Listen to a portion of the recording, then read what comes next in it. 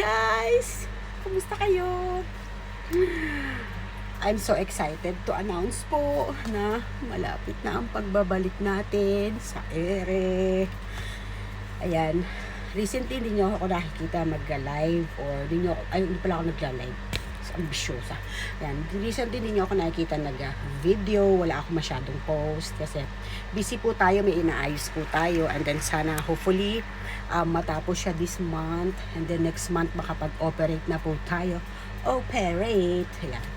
Sa mga naghahantay po sa akin, kahit hindi po nila ako nakikita sa ating dito sa TikTok world, is nagme-message pa rin kayo sa akin. Malapit na gusto ko ipaalam sa inyo na ang pagbabalik ng tunay na Reyna, ang tunay na Reyna ay magbabalik na guys sa ere. Ayan. Kaya kahit anong pagbaksak ang ginawa, gagawa ng wisigad para tumayo ulit. Maraming salamat sa mga nagtumatangkilik pa rin sa akin via WhatsApp. Hindi nyo ako iniwan. Okay? And then sana pagbalik ko, nandiyan ka pa rin kayo. And then spread the world ang pagbabalik ng tunay na Reyna ng mga mata. Yan.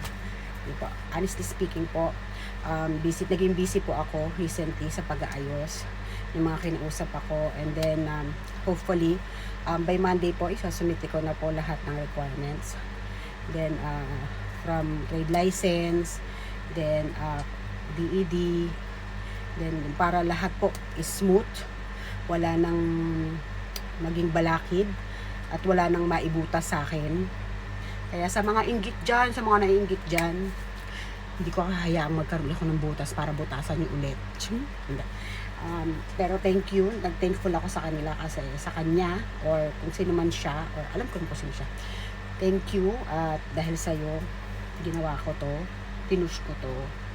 Although medyo na broken heart ako, dahil ko pa ang nawala ng jowa, kahit wala nang talaga akong jowa. Ayan.